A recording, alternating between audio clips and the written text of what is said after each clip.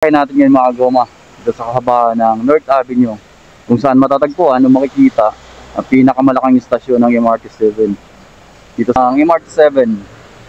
So nasa likuran natin yung mga debris dito, yung mga tawag ito mga steel beam para dito sa gagawing MRT-7 sa North Avenue. So dito nila inilagay kasi walang mapaglagyan doon, magkakos ng traffic.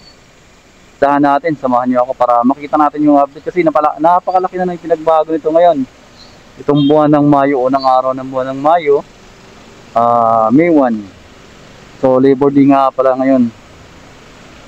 So silipin natin kung ano na yung pinagbago, kung gaano na kaganda itong North Avenue Station ng MRT-7. So baybayin natin itong kabaan ng North Avenue. So tara. Problema dito, matraffic gawa ng nandito yung dalawang malalaking mall sa bahagi ng Quezon City. Andito yung SM North, saka Trinoma naman sa kaliwa. Saka natin yung traffic dito kahit tanghali, lalo na ngayon holiday. Labor Day kasi ngayon, walang pasok opisina, kaya yung kadalasan ng nagpupunta sa mga mall, kaya medyo may pagka-traffic talaga dito ngayon. Saka na natin yung Veterans Hospital, yung golf course dito. Bali tatlo na nga pala yung mall dito, correction ng FYI. Dito pala yung Vertis North din, pagmamayari ng Ayala.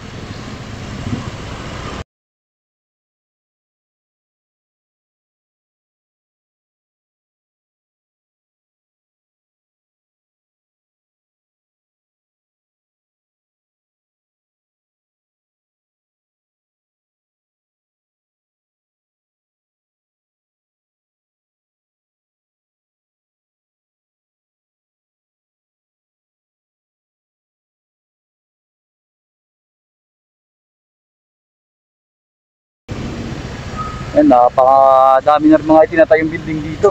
Kagaya na nasa kaliwa natin, yan. Malaki na pinagkaiba dito sa North Avenue. Sa kanan natin, may ginagawang bagong building na Cityland. Napakataas din yan. Yan, may mga debris pa dito, yan. Mga steel beam na para dito sa MRT-7 North Avenue Station. So ito na yung North Avenue Station na sa una natin. Yan. Lilid lang tayo dito. Net. Yan, napakalaki. Nasa kaliwa natin ito yung mga bindi gagamitin dito. Tignan nyo naman ito kung gaano kakapal ng mga bakal na to.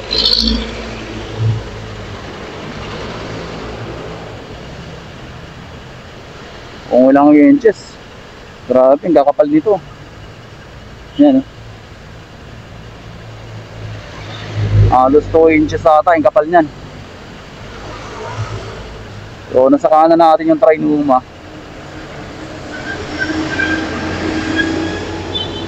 May ginagawa din sa loob ng parking ng Trinoma yan. Hindi pa natin alam kung ano yan. Baka access din sa parking patawid dito. So kung natatandaan nyo rito, mayroong access dito ng Trinoma to SM. So binaklas na yun mga kagoma, wala na. Kasi nga tatamaan itong stasyon ng MRT. So, wala na siya ngayon. Yung mga tao naglalakad na sa ilalim. Mga patawid ng Trinoma papuntang SM North. So apanti tayo. So kinakabitan na nga pala ng mga bubong to. Ay flooring na rin sa pader. Ayan yung mga pader na.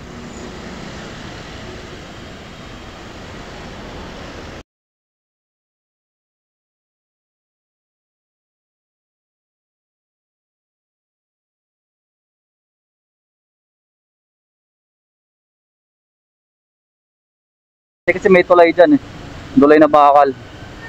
So nandito tayo sa ilalim ng MRT-7. Lalaki ng mga poster rito.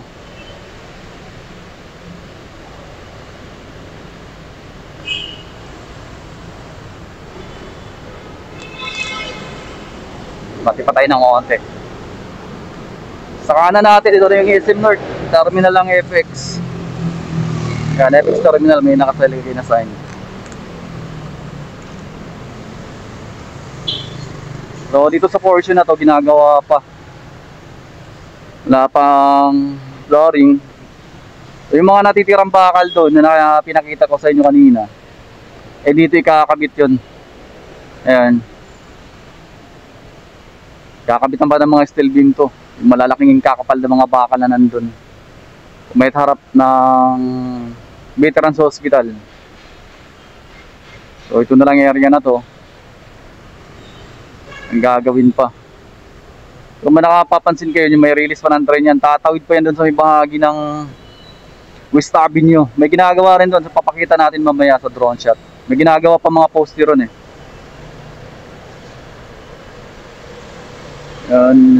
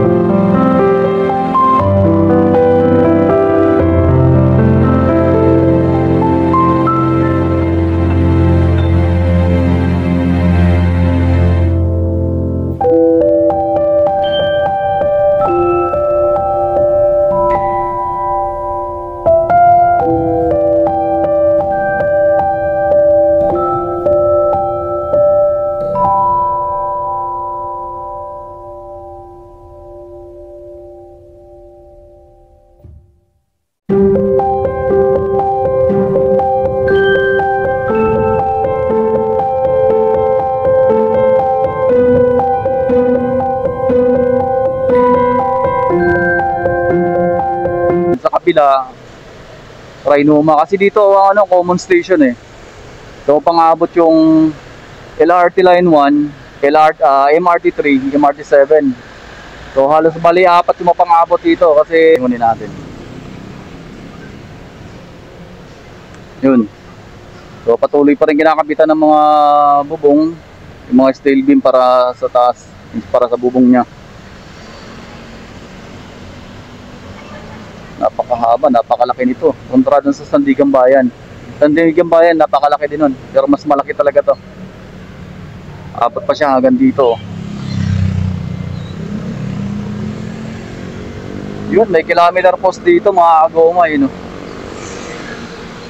Oh, 11 kilometers mula dun sa may Lunita papunta rito sa may bahagi ng Eastern North, sa may parkingan ng jeep, terminal ng jeep. So nasa 11 kilometers siya mula Lunita Park. So location natin sa kilometer post na to, QC yan nakalagay, QC, Quezon City. 11 kilometers siya mula Lunita. Meron pala dito ng kilometer post.